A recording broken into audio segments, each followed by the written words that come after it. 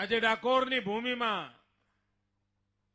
સદભાવના વિશનનો એક દિવસના ઉપવાસનો કાર્યક્રમ છે.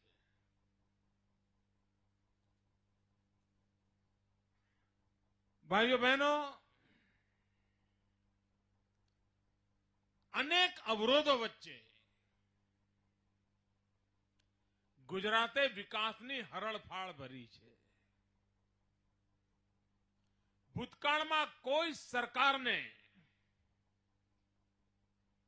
આટલી બધી રૂકાવટો નહીં આવી હોય.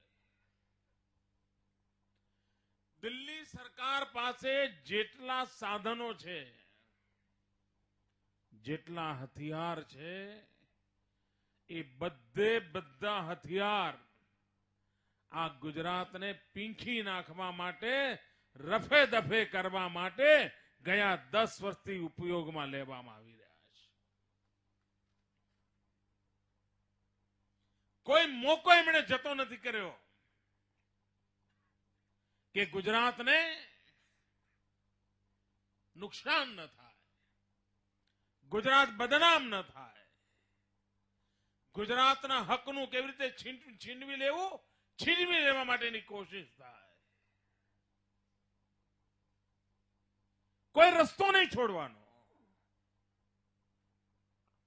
બધા જ પ્રકારની યાતનાઓ આપવાનો પ્રયાસ કર્યો છે. અને તેમ છતાંય ન ગુજરાત ઝૂક્યું છે, ન ગુજરાત રૂક્યું છે, ન ગુજરાત થાક્યું છે.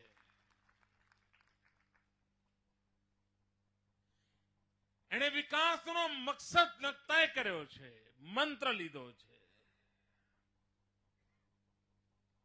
એનું એકમાત્ર કામ માથે લીધું છે વિકાસ, વિકાસ અને વિકાસ. આપણે અનુભવ્યું છે કે સામાન્ય માનવીની બધી સમસ્યાઓનું જો સમાધાન કરવું હશે, ગરીબને ગરીબીમાંથી બહાર કાઢવો હશે, તો બીમારીને બીમારમાંથી મુક્તિ અપાવી હશે, તો અજ્ઞાનીને અજ્ઞાનમાંથી મુક્તિ અપાવી છે, તો વિકાસ સિવાય કોઈ બીજી જડીબુટ્ટી નથી.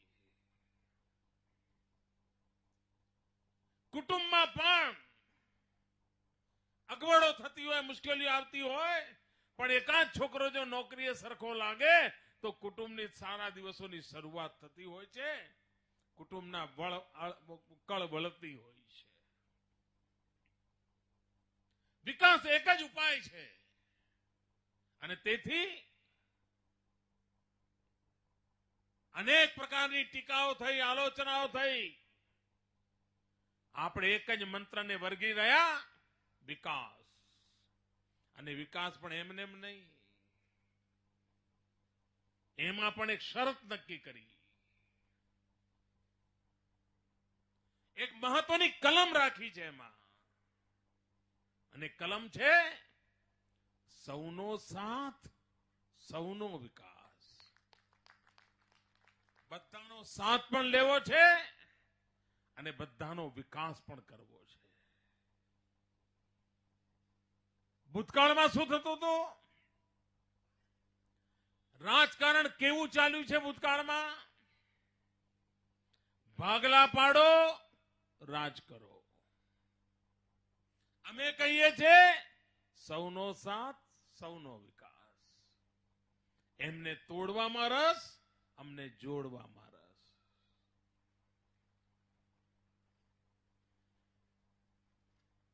અમારું કામ અઘરું છે, કારણ કે સર્વજન હિતાય, સર્વજન સુખાય, બધાનો લાભ થાય એવું કામ કરવું. એમને તો ગણતરી માંડે કે અહીંયા ચૂંટણી જીતવા કેટલા વોટ જોઈએ? 500 જોઈએ. તો 500 નું ભલું થવાની યોજના બનાવો, બાકી 500 ભલે સબળતા, એની ચિંતા ન કરવી. આવી જ ગોઠવણો કરી. અને વિકાસ કરવાનું ફાવે નહીં એટલે કરે શું? ચૂંટણી આવે એટલે ટુકડા ફેંકે, તમારા મોંમાં પાણી છૂટે એવી વાત કરે. દિલ્હીમાં એમની સરકાર જે નથી કરી શકતી, મહારાષ્ટ્રમાં, આંધ્રમાં બધે એમની સરકારો છે. ત્યાં જે નથી કરતા, નથી કરી શકતા, એવા વચનો હમણાં અહીંયા આપવાની લાણી ચાલુ કરી છે. ટુકડા ફેંકવાના, લોકોને ભરમાવવાના, મૂર્ખ બનાવવાના, અનામતનો ઝેર ફરી પારખા કરવાના, લઘુમતીઓના વોટ લેવા માટે એમને ભડકાવવાના, માત્ર ને માત્ર વોટ બેંકની રાજનીતિ. અને એના કારણે એમને સત્તા મળતી ગઈ, ખુરશી મળતી ગઈ, એટલે એમને વિકાસ કરવાની જરૂર જ ન લાગી. એમને શાળાઓ ભણાવવાની ચિંતા કરવાની જરૂર ના લાગી. એમને શિક્ષકો ભરતી કરવાની જરૂરિયાત ન લાગી. એમને કુપોષણ હોય તો બાળકના અન્નની શું કરવું એની ચિંતા કરવાની ન પડી. ભાઈઓ બહેનો, આ રાજ્યને એમાંથી અમારે બહાર કાઢવું હતું. પહેલા 5 વર્ષ તો મારો ખાડા પૂરવામાં જ ગયા. 40 વર્ષમાં એવા ખાડા કરી ગયા હતા, 40 વર્ષમાં એવા ખાડા કરી ગયા હતા, એ પૂરવામાં મારા પૂરા 5 વર્ષ ગયા. બીજા 5 વર્ષ મજબૂત પાયો કરવામાં ગયા છે. અને હવે મારે એક ભવ્ય ગુજરાતની ઇમારત બનાવવી છે. એ દિશામાં સપનું લઈને ચાલ્યા છે. એમને કશું કરવું જ નહોતું ભાઈઓ. અને એના કારણે આજે દેશ અને દુનિયામાં ગુજરાતના વિકાસની વાહવાહી ચાલે છે. વાહવાહી. તમે ક્યાંય પણ જાઓ, ક્યાંય પણ જાઓ, ખબર પડે કે તમે ગુજરાતના છો તો સામેવાળાની આંખમાં ચમક આવે છે કે નહીં ભાઈઓ? તરત તમારી જોડે પ્રેમથી જુએ છે કે નહીં? તમે એની જોડે હાથ મિલાયો હોય ત્યાં સુધી તો ઢીલો ઢાલો હાથ પકડ્યો હોય, પણ જેવી ખબર પડે ગુજરાતના છો, હાથ પકડીને છોડે નહીં, છોડે નહીં. આ અનુભવ પ્રત્યેક ગુજરાતીનો છે ભાઈઓ. દેશ અને દુનિયામાં જ્યાં જાઓ ત્યાં ગુજરાતનું નામ આવતાની સાથે લોકો ગૌરવભેર જોતા થયા છે. મને અમારા સરકારના અધિકારીઓ કહે છે ને કે પહેલા સાહેબ અમે દિલ્હી જતા ને તો કોઈ અમારી સામે ના જુએ, અને આજે ખબર પડે ને કે ગુજરાતથી આવ્યા છો તો અમારે એક ઓફિસરને મળવું હોય પણ 8ને નમસ્તે કરતા કરતા બહાર આવીએ તો અમારા 2 કલાક વધારે જાય છે. બધા લોકો અરે આવો આવો ભાઈ જરા કહો તો ખરા ગુજરાતમાં શું નવું છે, ગુજરાતમાં શું નવીનતા છે. આખો દેશ ગુજરાત શું કરી રહ્યો છે જાણવા માટે આતુર છે. હું ઉદાહરણ આપું કેવી રીતે કામ થાય છે. હમણાં તમે 2 દાડા પહેલા પ્રધાનમંત્રીને એક વાક્ય સાંભળ્યું હશે. ભારતના પ્રધાનમંત્રીએ 2 દિવસ પહેલા એક વાક્ય કહ્યું છે. એમણે કહ્યું છે કે આપણા દેશમાં કુપોષણ એ રાષ્ટ્રીય શરમ છે. આવું એમણે કહ્યું છે. બાળકો તંદુરસ્ત ના હોય, કુપોષણથી પીડાતા હોય, ઉંમર પ્રમાણે વજન ના હોય, શરીરમાં પૂરતું લોહી ના હોય, પૂરતું હિમોગ્લોબિન ના હોય, પૂરતું લોહ તત્વ ના હોય, શારીરિક વિકાસ ન થતો હોય, આ કુપોષણના લક્ષણ હોય છે. ભારતના પ્રધાનમંત્રીને 2 દાડા પહેલા ખબર પડી કે દેશની આવી દશા છે. ભાઈઓ બહેનો, આપને જાણીને આનંદ થશે કે 2001ના જે વસ્તીના આંકડા આવ્યા અને 2004માં અમને ખબર પડી, અમે 2005થી આ કુપોષણ સામેની લડાઈ ઉપાડી છે. આ દિલ્હી સરકાર કરતા 6 વર્ષ વહેલા અમે જાગ્યા છીએ. આટલો ફરક છે. 700 કરોડ રૂપિયાનું બજેટ આ સરકારે કુપોષણ સામે લડાઈ લડીને સગર્ભા માતાઓને પૂરતો આહાર મળે, નાના નાના ભૂલકાઓને પૂરતો આહાર મળે, એના માટેનું કામ ઉપાડ્યું છે. એટલું જ નહીં, અમારા કેટલાય જિલ્લાના અધિકારીઓ છે. આજે ખેડા જિલ્લાના અધિકારીઓએ બધી આંગણવાડીઓ દત્તક લીધી. એમની નોકરીનો ભાગ નથી. સરકાર એમનો જવાબ નથી માંગતી. કોઈ કલેક્ટરે આંગણવાડી જોવી જોઈએ કોઈ કહેતું નથી, કોઈ ડીડીઓ જોવી જોઈએ કોઈ કહેતું નથી. પરંતુ આ સદભાવનાનું વાતાવરણ જુઓ. કે મારા ખેડા જિલ્લાના સભી બધા ક્લાસ 1 અને ક્લાસ 2 ના અધિકારીઓએ એક એક આંગણવાડી દત્તક લઈને એ બાળકોના કુપોષણ સામે લડવા માટેનું બીડું ઉઠાવ્યું છે. અમારા રાજ્યમાં આ રીતે કામ થાય છે. વિકાસ કેવી રીતે કરાય એના નમૂના છે ભાઈઓ. એમણે કહ્યું રાષ્ટ્રીય શરમ છે તો શરમાઈ ગયા. લો આગળ શું? કે યોજના છે, આયોજન છે. કોઈ રાજ્ય યોજનાનું આયોજન કર્યું હોય તો એની સલાહ લેવાની તૈયારી છે? ચિંતા જ નથી મિત્રો. ચૂંટણીમાં વોટ લેવા આવ્યા હતા લોકસભાના, ત્યારે તમને કહ્યું હતું કે 100 દિવસમાં અમે મોંઘવારી હટાવી દઈશું. કહ્યું હતું કે નહીં? લોકસભાની ચૂંટણીમાં દિલ્હી વાળા તમારી પાસે કહી ગયા હતા ને કે અમારી દિલ્હીમાં સરકાર બનશે તો 100 દિવસમાં મોંઘવારી હટાવીશું. આવું કહ્યું હતું? જરા ખોખારીને બોલો. કહ્યું હતું? બહેનો જરા બોલો જોરથી. કહ્યું હતું? મોંઘવારી હટી? જરા બધા બોલો. મોંઘવારી હટી? મોંઘવારી ઘટી? મોંઘવારી વધી? આ પાપા લોકોએ કર્યું છે. વોટ લઈ ગયા, બસ ખુરશી મળી ગઈ, પછી મોંઘવારીનો ઉલ્લેખ નથી કરતા. અરે પ્રધાનમંત્રીજી, આપે જો મોંઘવારી ઘટાડી હોત, અટલજી જે મોંઘવારી મૂકીને ગયા હતા ત્યાં તમે પાછી લઈ આવ્યા હોત તો ગરીબના ઘરમાં ચૂલો સળગ્યો હોત, ગરીબનું બાળક જમતું હોત, સગર્ભા માતાને ભોજન મળ્યું હોત અને કુપોષણમાંથી દેશ બચી ગયો હોત. આ તમારા પાપે દેશ કુપોષણની ગંભીર સમસ્યામાં ફસાણો છે. પણ એમને કરવું કશું નથી ભાઈ. ગુજરાતે વિકાસ કરીને બતાવ્યો છે. ગુજરાતમાં આજે કોઈ ખૂણો એવો નહીં હોય કે તમે 25 કિલોમીટર દિશામાં જાઓ, તમને ક્યાંય ને ક્યાંય વિકાસનું કામ જોવા મળે. ક્યાંક રોડ બનતો હોય, ક્યાંક નાળું બનતું હોય, ક્યાંક પુલ બનતો હોય, ક્યાંક પાઇપો નખાતી હોય, ક્યાંક સ્કૂલનો રૂમ બોલતો હોય, ક્યાંક દવાખાનું બનતું હોય, ક્યાંક બસ સ્ટેશન બનતું હોય. ગમે તે દિશામાં જાઓ, તમે 25 કિલોમીટર જાઓ એટલે સરકારનું કોઈ ને કોઈ વિકાસનું કામ જોવા મળે ને મળે જ. અને 10 વર્ષમાં ભાઈઓ બહેનો એક કાણી પાઈનો કરવેરો વધાર્યો નથી. યાદ છે ને? પાછું ભૂલી ના જતા.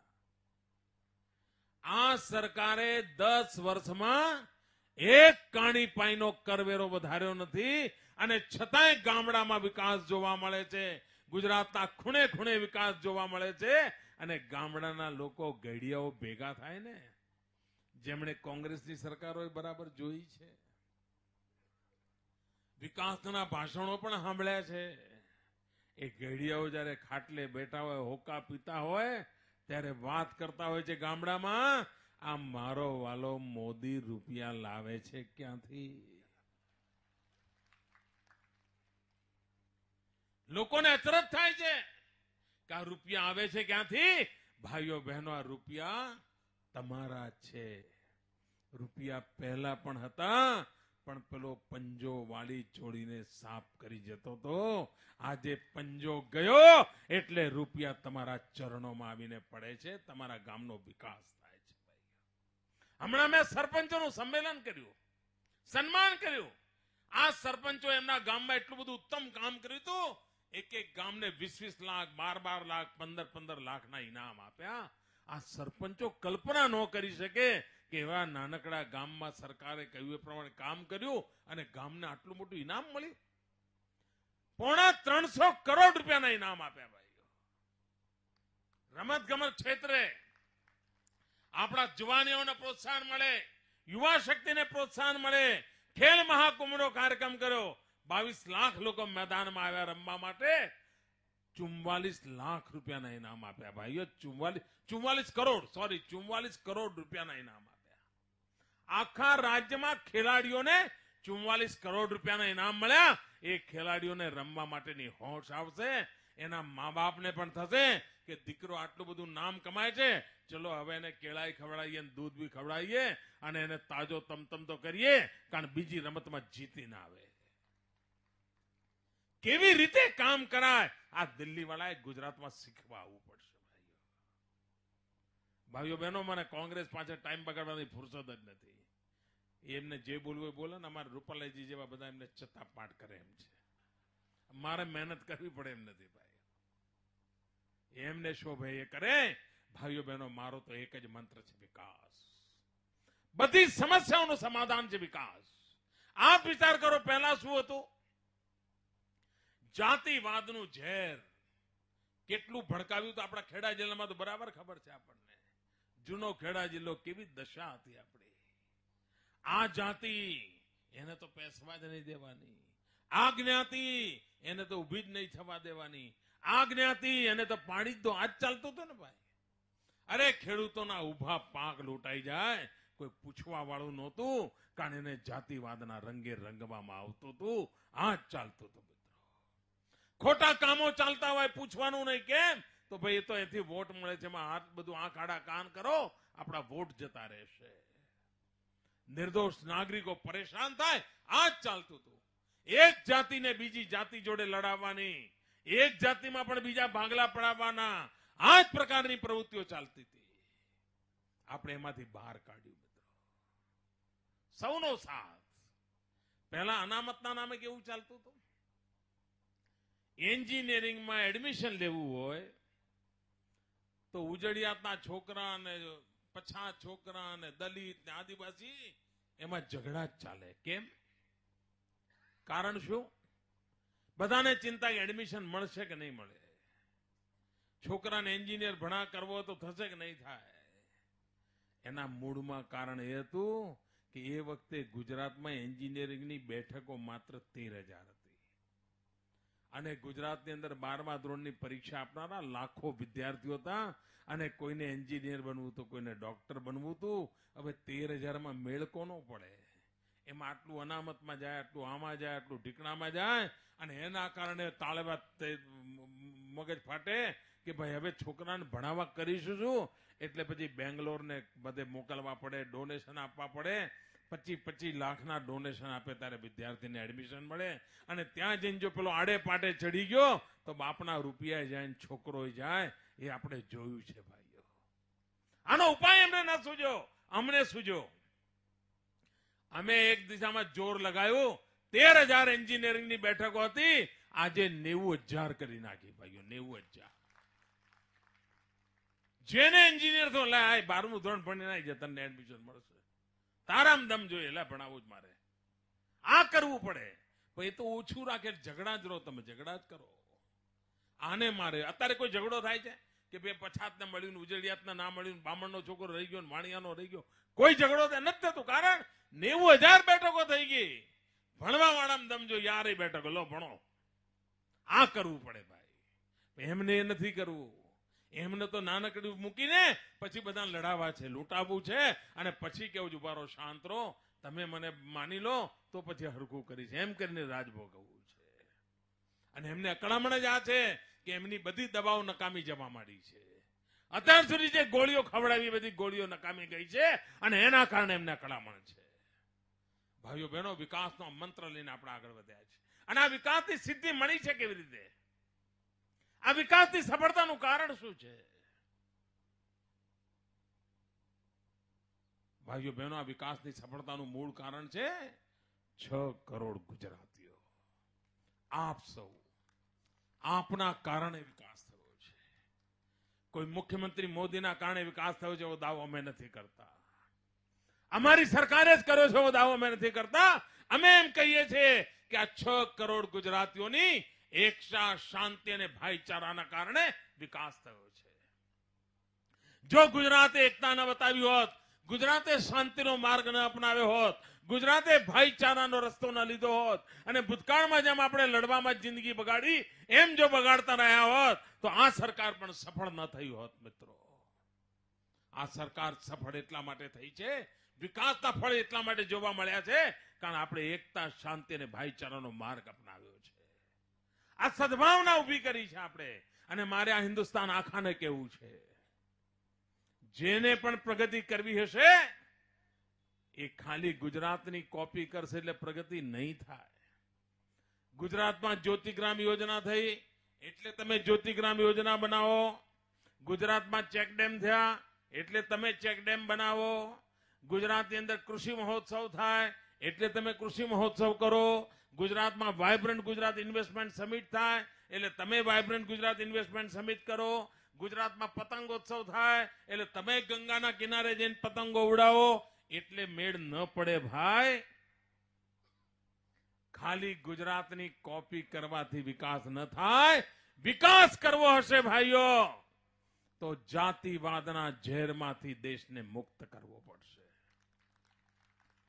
જાતિવાદના ઝેરમાંથી દેશને મુક્ત કરવો પડશે. કોમવાદમાંથી દેશને મુક્ત કરવો પડશે. અને ગુજરાતે કર્યું છે એના કારણે વિકાસ થયો છે. હમણાં પંજાબના મુખ્યમંત્રી કહેતા હતા, ભૂતપૂર્વ મુખ્યમંત્રી પંજાબના અમરેન્દ્રસિંહ કોંગ્રેસના મુખ્યમંત્રી હતા.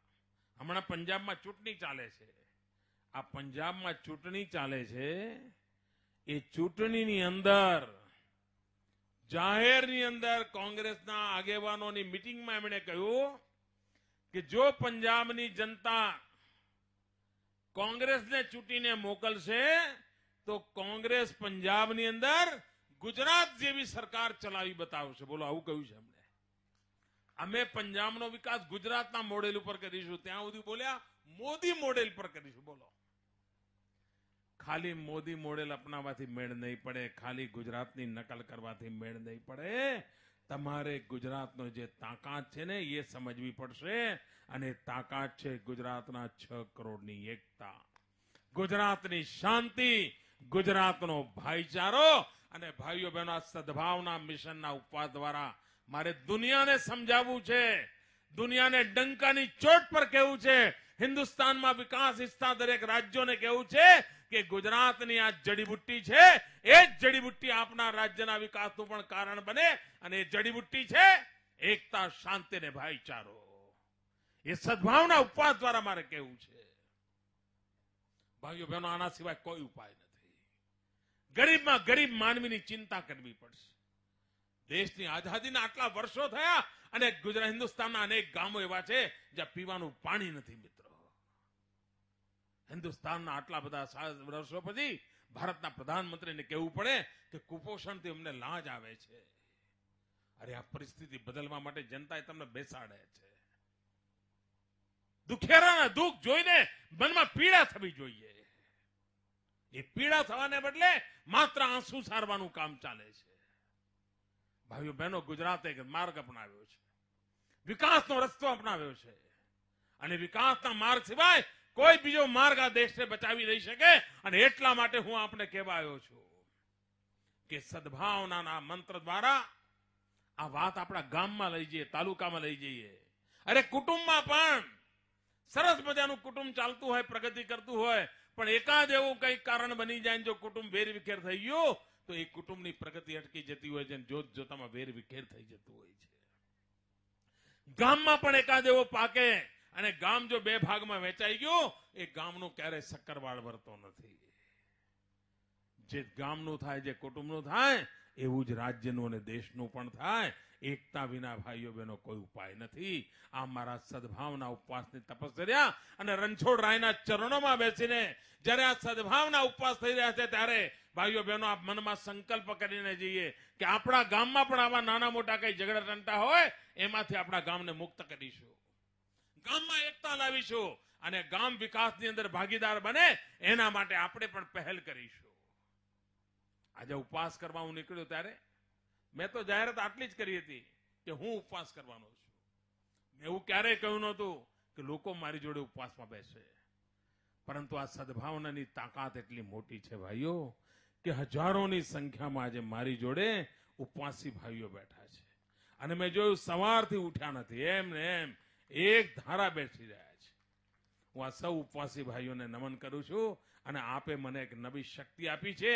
આ ઉપવાસી બહેનોને હું નમન કરું છું. આપે મને એક નવી શક્તિ આપી છે અને આ શક્તિ ગુજરાતની આવતીકાલ માટે છે.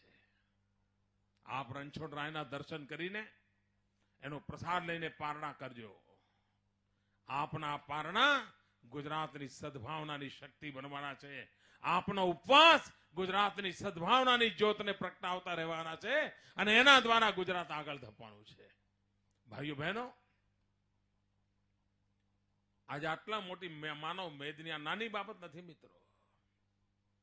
આટલી માનવ મેદની આવે, બધાને મળી પણ ન શકું, દૂરથી દર્શન કરવું, ક્યાંક હાથ ઊંચો કરવું, અને છતાં એમના આંખમાંથી અમી વર્ષા થતી હોય. ભાઈઓ બહેનો, આપે આ જે તપ કર્યું છે એ મારા માથા ઉપર એક કર્જ છે, પણ હું આપને વિશ્વાસ આપું છું કે હું આપણું આ તપ ક્યારે એળે નહીં જવા દઉં. હું એનું વ્યાજ સાથે આપને જે માગો એ આપવા માટેની તૈયારી કરીશ. અને ભાઈઓ બહેનો, આજે જયારે ખેડા જિલ્લામાં આવ્યો છું ત્યારે સ્વાતંત્ર્ય પર્વની ઉજવણી અમે ખેડા જિલ્લામાં કરી હતી. અને સ્વાતંત્ર્ય પર્વની ઉજવણી કરી ત્યારે મેં વિકાસની વાત અહીંયા કરી હતી આપની આગળ. અને એ વખતે મેં કહ્યું હતું, સ્વાતંત્ર્ય પર્વની ઉજવણી વખતે ખેડા જિલ્લાના વિકાસ માટે 757 કરોડ રૂપિયાની મેં જાહેરાત કરી હતી.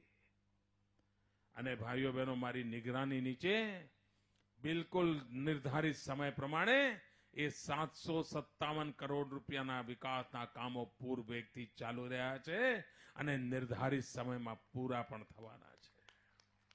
પણ આજે જયારે ડાકોરની ભૂમિ પર આવ્યો છું, સદભાવનાનો મંત્ર લઈને આવ્યો છું, ત્યારે 2012ના વિકાસના કામ માટે નવી યોજના રૂપે 900 કરોડ રૂપિયાનું આયોજન આ ખેડા જિલ્લાને અમે આપીએ છીએ. 900 કરોડ રૂપિયા એમાં રોડના કામ હશે, એની અંદર તમારા પાણીના કામો હશે, કાંસના રિપેરિંગના કામો હશે, શાળાઓના કામ હશે, હોસ્પિટલના કામ હશે, માળખાકીય સુવિધાઓ ઉભી કરવાના કામ હશે. 900 કરોડ રૂપિયા જેવી માતબર રકમ 15 ઓગસ્ટે જે કહ્યું તે સિવાયની વધારાની 900 કરોડ રૂપિયાની જાહેરાત આજે આપણા ચરણોમાં ધરું છું. ભાઈઓ બહેનો, વિકાસ કેવી રીતે થાય એનું નામ છે. એક જમાનો હતો, ગાંધીનગરથી 1 કરોડ રૂપિયા આપ્યા ને 1 કરોડ રૂપિયા તો 6 મહિના સુધી છાપામાં જાહેરાતો છપાતી હતી.